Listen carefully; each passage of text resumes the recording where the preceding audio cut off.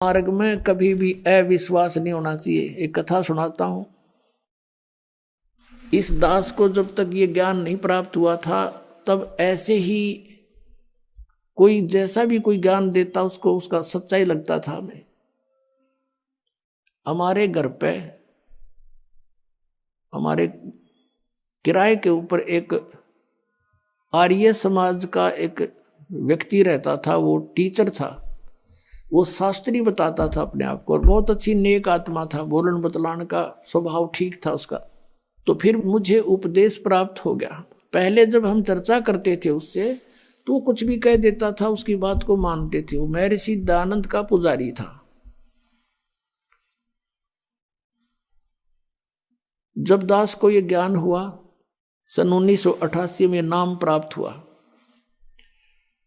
तो 1989 में एक वर्ष बाद दास ने क्या सोचा कि ये भक्ति बोध जो आपको देते हैं मंत्र, ये नित्यनेम करण की पुस्तक, ये छपवाई। इस दास ने कुछ पुस्तक छपवाई 2000 या जैसा भी, और वो छपवाई इसलिए थी कि गुरुदेव को दे देंगे और वो भक्तों को आगे फ्री बांटते हैं।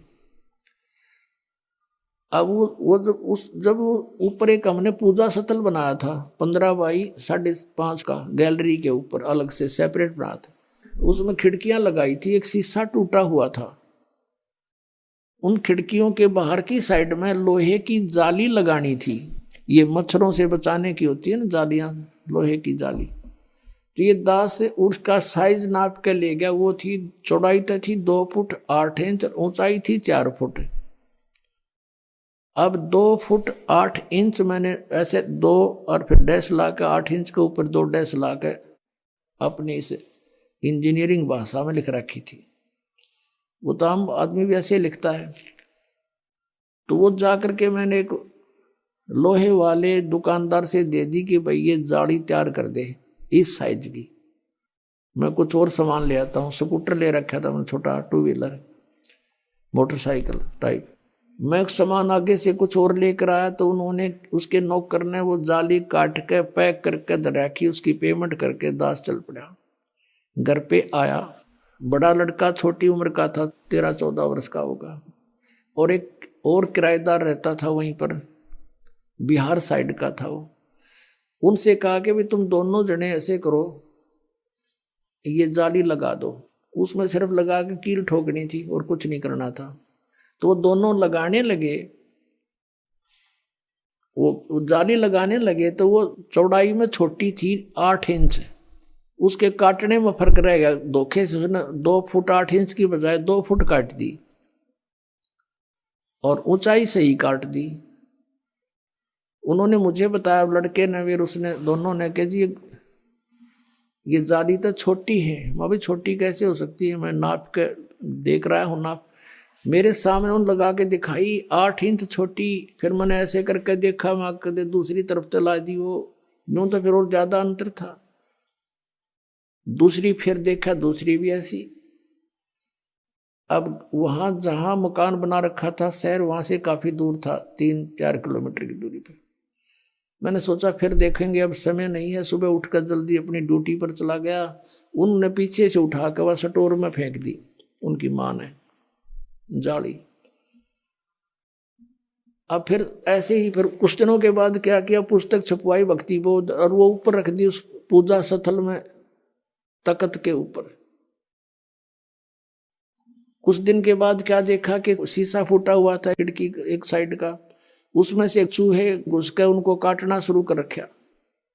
तो फिर मेरे दिमाग में आई कि वो जाली जो 2 थी, उन दोनों को एक पर लगा देते हैं फिलहाल, फिर देखेंगे। कुछ समय नहीं था, कुछ ऐसा लीला मालिक की थी, यो खेल खेलना था इस दास के साथ। तो मैंने उन बच्चों से कहा कि भाई ऐसे करो, वो जाली जो छोटी थी कहाँ जी, वो ऊपर रखी है स्टोर से निकाल के, इन दोनों को ऊपर ओवरलैप करके एक खिड़की को कवर कर दो, इसमें से चूहे घुसते हैं। और पुस्तक काट दी भगवान की। उन्होंने कहा ठीक है जी। मैं चला गया अपनी ड्यूटी पर। तो शाम को मुझे चिंता थी कि नहीं लगा रखी होगी तो बच्चों से लगवाऊंगा। तो क्या देखा कि एक जाली लगा रखी है एक जाली नीचे पड़ी है। अब मैंने देखा कि वो एक ही जाली पूरी पूरी लगी हुई है और कुछ एक्स्ट्रा लटक रही है। मैंने उनकी मां से पूछा कि ये जाली वही है या कोई और चेंज करवा लाए बच्चे। उसने कहा जी मैं सुबह से इसको कह रही थी भाई तू लगा दे, इस जाली को लगा लो, तेरा पापा फिर नाराज होगा। और ये मान नहीं रहा था, खेलने चला गया। अब आया था 20 मिनट पहले और मैंने उतार के अभी दी थी इनको। वही किराएदार जो अनिल नाम था उसका, बिहार का रहने वाला था, उन दोनों ने सीढ़ी लगा करके वो एक साइड में लगा दी थी और वो एक लादी एक पड़ी। मैंने कहा ये जाली तो छोटी थी। अब उनका ध्यान नहीं इतना और मेरा कलेजा पकड़ लिया। मैंने कहा बच्चा कहाँ है? वो बुलाया, दोनों इकट्ठे करे कि भी साची बताओ। मैंने लड़के से कहा मेरे सिर पर हाथ रख के और कबीर साहब की कसम खा बेटा कि तू और नहीं लाए जाली। अगर नहीं पापा अभी मेरी मान उतार के नीचे डाली है। अरे ने पूछ लो, अभी लगाई हमने। फिर मैं उनको याद दिलाया कि ये छोटी थी जब तुम पहले लगा रहे थे, साल भर पहले, 8-9 महीने पहले। कहा ये छोटी थी, बिल्कुल छोटी। दोनों को याद आ गया। अरे ये कैसे पूरी होगी हमने नहीं पता। एक ये पड़ी, उनको जंग लगा हुआ थोड़ा थोड़ा। एक रेनी सीजन ऊपर का उतर गया था उसका, वर्षा का मौसम भी ऊपर का उतर चुका था। पुण्यात्माओं, वो दिन है राज। ये दृढ़ हो गया इस दास को कि परमात्मा जो चाहे सो कर सकता है। हमने सुना था द्रौपदी का चीर बढ़ा दिया, परमात्मा ने दास की लोहे की जाली बढ़ा दी।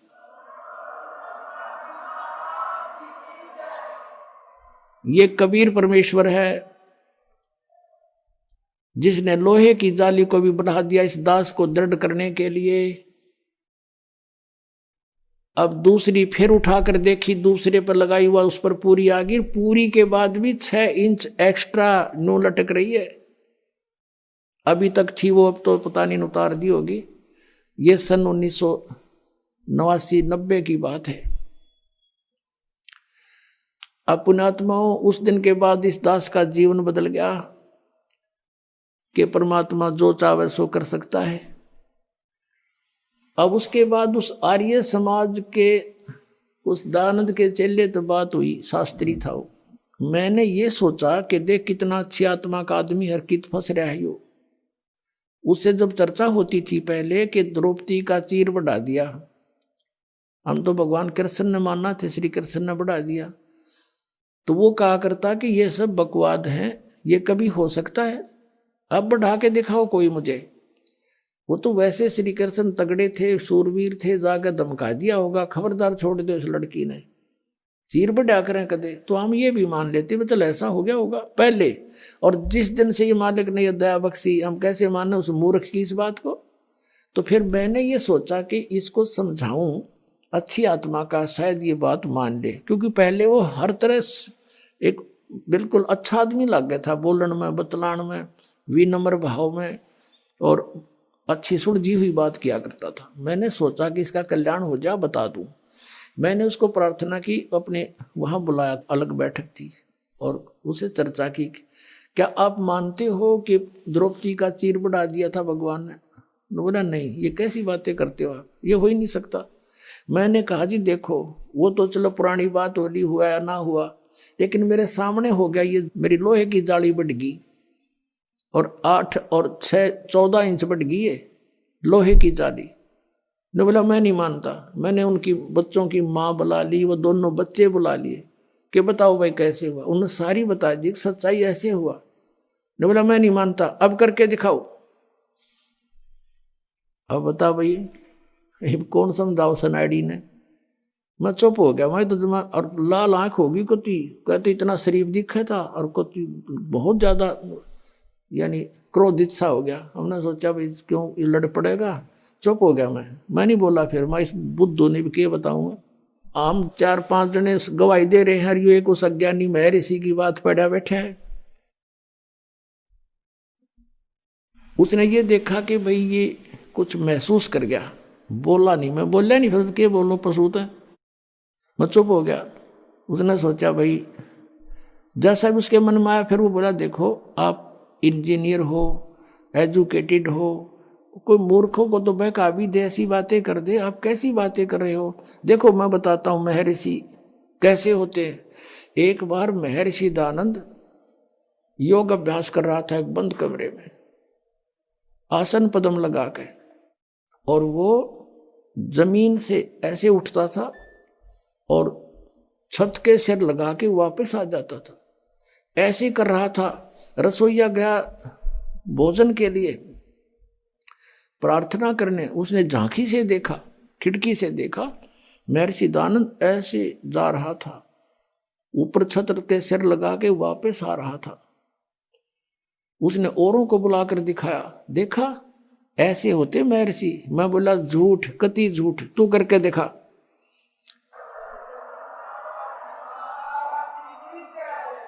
मैं बोला अब करके दिखा। ओडे का मुंह हो गया, ने हो गया तू घना सियाना बना दिया कबीर पंथिया ने। वो पहले वाला रामपाल ना रहा, मैं पहले वाला ना रहा। मैं तारे मूर्खा की सारी बात मान्या करता, मेरी आंखों के साथ भी तेरी तू अभी उसी घेसी पेटी बातों को बोल रहा है। तो पुण्यात्मा परमात्मा के मार्ग में अविश्वास नहीं होना चाहिए। हमसे जुड़े रहने के लिए हमारे YouTube चैनल को सब्सक्राइब करें और नई वीडियो की नोटिफिकेशन के लिए बेल आइकॉन को दबाएं।